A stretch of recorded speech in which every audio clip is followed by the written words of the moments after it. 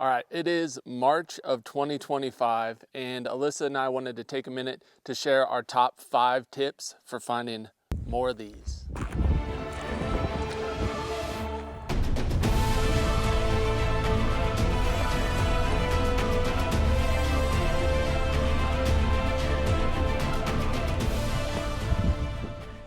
Oh, before we get started, I do want to say to all the people out there that are like, why are you sharing shed hunting tips? I want to shed hunt all by myself. Well, those days are gone for one thing, but mostly I wanted to say, stick around if that's you thinking that, because tip number 1 is probably one you haven't heard and it'll be super helpful. Now, before I dive in too far, I do want to answer the 2 questions that you're probably asking yourself, and that is, what makes this guy an expert? And why would I listen to him? All those sheds are white. So, first one, what makes me an expert? Well, let me tell you, yesterday Alyssa and I went for about a 6-hour shed hunt and we found this right here. So, get out your notepads, folks. It's going to be a good one. That's actually true. We don't always find sheds, but we are piecing it together and we're getting better all the time. Some years we have a lot of luck, some years we have none, but we're learning as we go. The second question you're probably asking yourself, why are all those sheds white? Well, that's because I didn't think of making this video until about 2 days ago. And we sold all our browns. And we bought a year's worth of hay for all our mules and our horses. So all the browns are gone except some from our keeper pile. And actually, we're going to share in this video some stories behind these sheds, what elevation bands we found them at, what tactics we used when we found them, just some of these that might provide some good tips and be helpful for you as you're out looking for sheds this year. All right, now that those 2 questions are answered, all you have to do is pay $9.99 for our online course. I'm just joking, we don't have any online courses. We're just gonna share our top 5 tips for finding deer and elk sheds. Tip number 5, keep your eye on south-facing slopes. This one is a pretty basic one, and it's kind of a 101 tip, but it's still worth mentioning. In the wintertime, the sun hits the south-facing slopes a lot more. They're more open, less timber, warmer. Grass starts growing there sooner, so it's just a place that a lot of animals do like to hang out. That being said, they do cross over. A lot of times animals will bed on the north-facing slopes, come out and feed on the south-facing slopes. Obviously, there's exceptions, but that's kind of a good rule of thumb when you're looking at Google Earth or Onyx or Go Hunt or whatever you use. Look for those open south-facing slopes, preferably with a little bit of brush on them where there's some cover. Let's dive into tip number 4, and that is mind your elevation band and pay attention to sign. So, what I mean by that is if you're out hiking and just trying to establish kind of a baseline and find a good area for sheds, obviously you're going to be looking for sign, and what that can be is a lot of droppings or also rub trees. Oh man, it's really hung up in there. Awesome. Rub trees is a big one we look for to make sure we're in country where there's bulls. They do rub in the winter and the spring leading up to when they drop. So if you're finding rub trees that look kind of fresh, you'll be like, what the heck, that doesn't look like it's from the rut in September. Well, that's because they rub all winter long, and you're probably getting close to finding sheds when you're seeing those rub trees. All right, let's talk about more signs. So another thing we look for is heavy sign of droppings and trail use. So it's obviously kind of tough to tell if you're looking at buck or bull sign versus doe or cow sign, but you can kind of tell by the size of it and stuff like that. So if you're in a spot where there's big droppings and lots of them, there's a good chance you're in a bedding area or at least a high use area. So that's a place to take a closer look. The other thing we look for is heavily used trails, and that's kind of probably feels obvious, but obviously they're going to be going from bed to feed, very heavily in the wintertime, even more so than they do in the fall. They kind of hunker down in a spot that's secure in the wintertime, and so those heavily used trails are a great place to start looking. Now, once you do find good sign, I put a pin on my map and pay attention to what elevation band I'm at. If I'm seeing rub trees and heavy droppings and elk beds or deer beds and trails, I'm like making an actual note in my phone of what elevation I'm at. And then you can kind of extrapolate that across the mountain range that you're in, and you have a pretty good idea where to look. Then you can couple that with the south facing slopes that I was talking about earlier, and then you have a good idea of different places you can go in that mountain range that you're shed hunting. Most of the time I just use Google Earth for looking for shed spots, but GoHunt does have a really cool tool to look at elevation bands. I'll kind of show you a quick screenshot here of how to use it.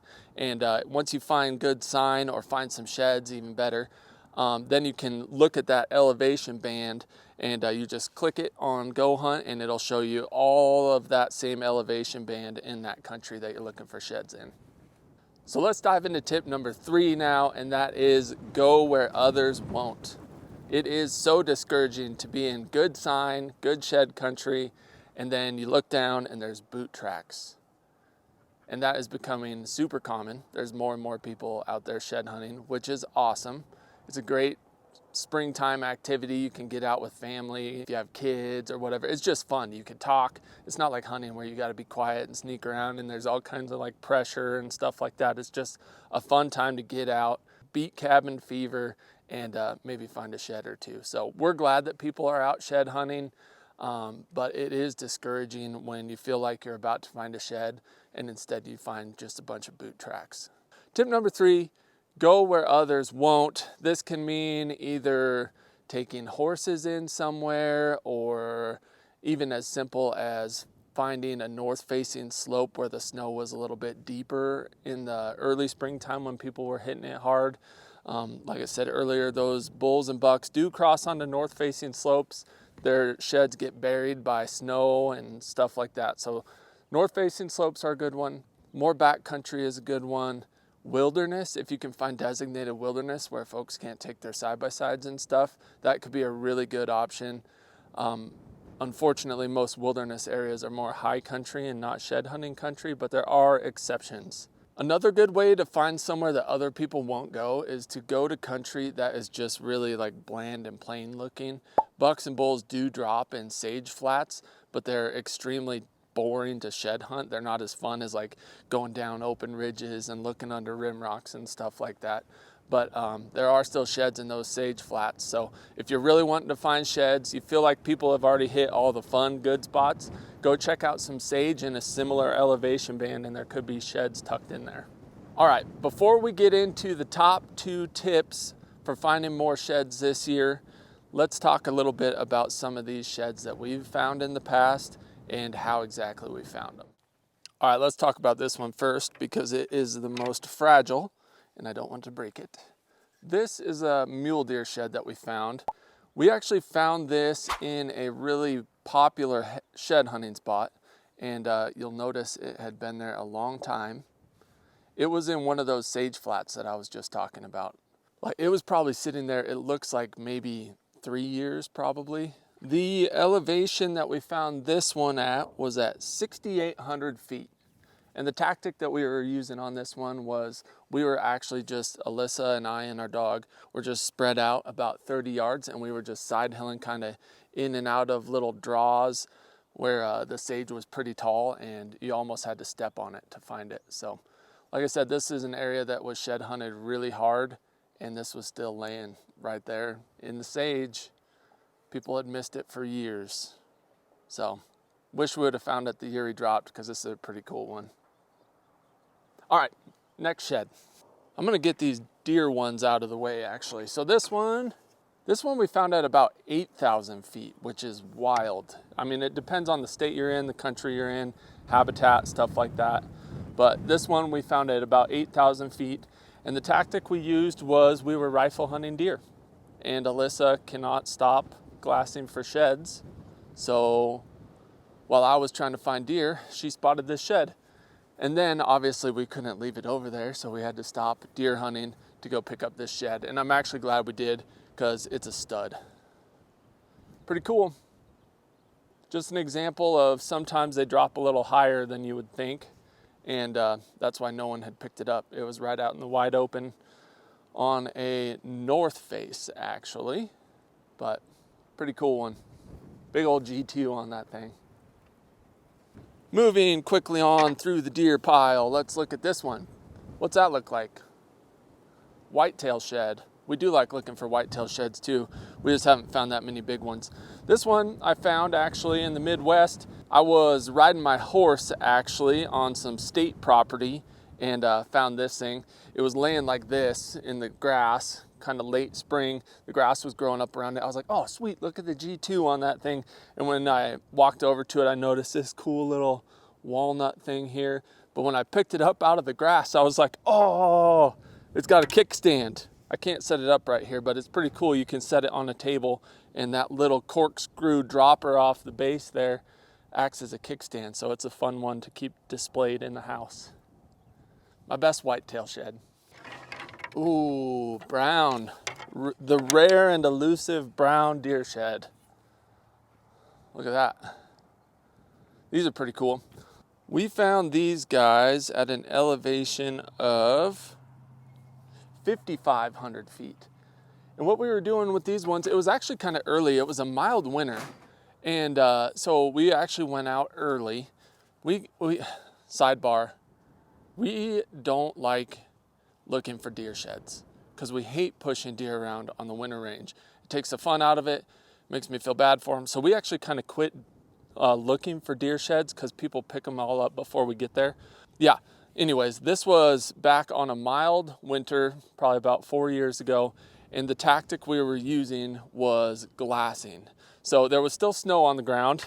The south faces were all melted off, but the north faces still had snow on them. And it was at that point where the snow is starting to really like melt out around the sagebrush and under like, it was juniper country.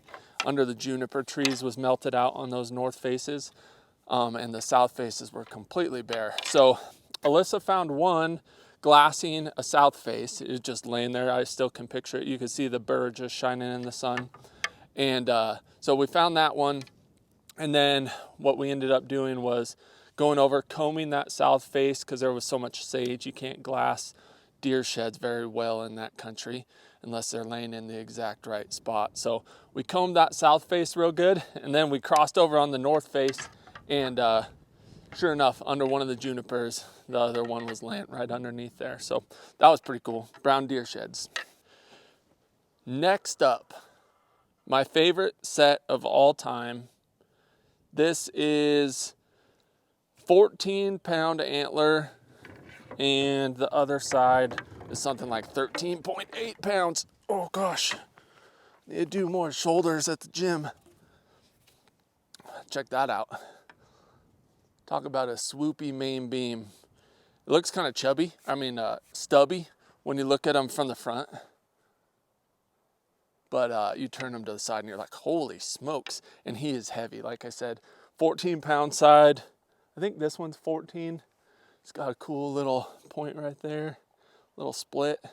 And this one is just shy of 14. How we found these ones were actually, we were up pretty high in the country we were in. This was in Colorado, and it was actually at 9,000 feet. And we actually found them while we were deer hunting.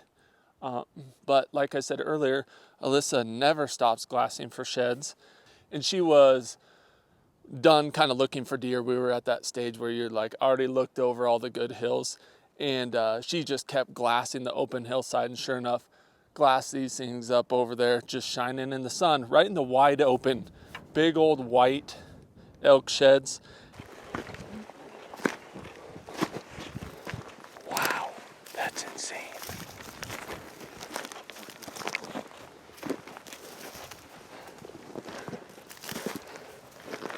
What? Take a picture of him laying here.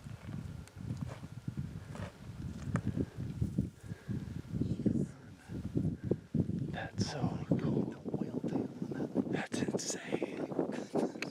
Hold it up again. That's awesome. That's so cool.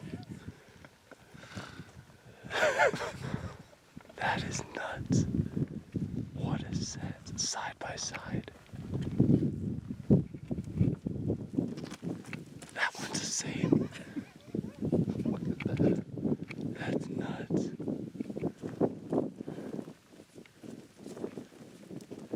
That's so cool. Turn them sideways.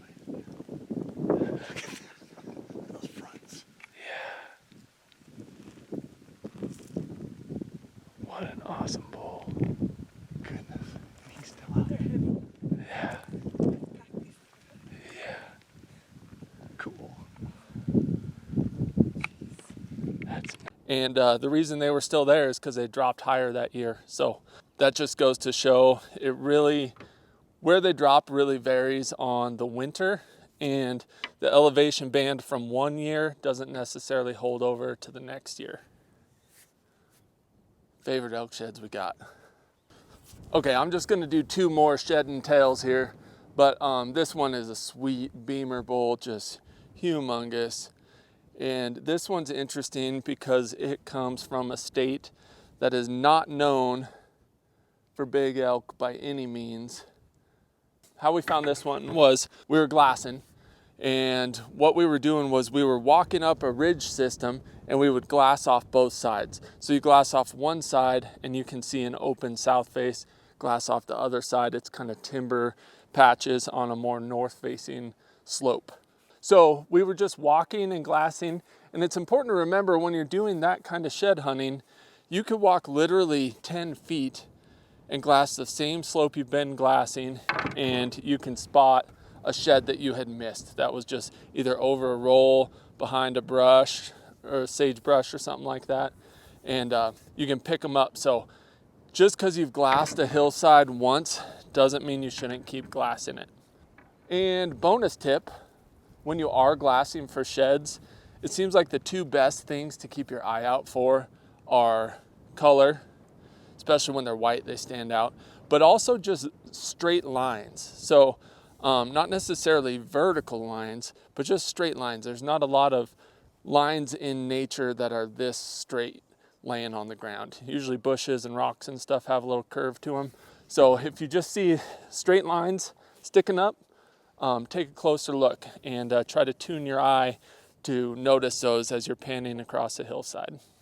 We haven't scored this bull. What do you think that thing would score if you doubled it and added inside spread? I'm not an expert, but I bet that's gotta be, with a nice third like that, gotta be in the 350 range, especially with that long beam. Sweet bull, little devil tine. All right, that's enough shed and tail. Set this up here so you have something to look at besides my ugly face for our top 2 shed hunting tips.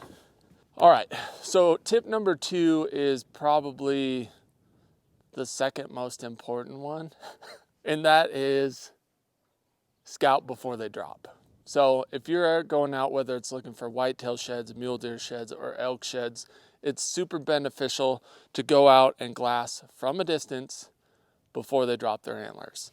That'll give you your elevation band, you know, whether they're crossing over on the north slope or south slope. It just eliminates a lot of the questions that you have when you go later in the year. So, like I said, it's super important to glass from a distance for 2 reasons. The number 1 reason is because you don't want to be bumping around animals on the winter range. It is irresponsible, in my opinion, and it can be really hard on the deer and elk, especially when it's a heavy snow year. They need to be just kind of feeding and snoozing and recovering from the winter. So we definitely try to literally glass from miles away in the wintertime. And as you're getting close to February-ish for deer, you can literally drop a pin where you see a buck and keep a mental note of it and go back in there in another month or 2, depending on the severity of the winter, and those sheds will be right in there because that's his safe spot. Unless someone else has bumped him, he's probably just bed to feed to water to bed to feed to water, and right there within that, you know, few 100-yard range. With elk, it is a little bit tougher. Elk usually drop around April 1st. Some drop earlier, lots drop later, but around that April 1st mark. So it's important to be glassing, you know, from March through April for bulls. But it's also worth noting that depending on the spring, those bulls can start migrating back up higher that time of year because the snow's melting off. Things are even starting to green up in some places. So if you see a bull in February and then you have a warm spring, there's a good chance that that bull is going to be kind of going up a little bit higher potentially. But that being said, the best way to find sheds is just to glass while they're in the process of dropping. Give them their space. Let them drop both sides. If they're with a bachelor group of bucks or bulls, let multiple of them drop in there if you can. And then once they've kind of moved off, then you go in there and you got a sweet little pocket. All right, let's dive into the number one tip for finding more deer and elk sheds. And for this one, I got to get in real nice and close. Pay close attention. You ready?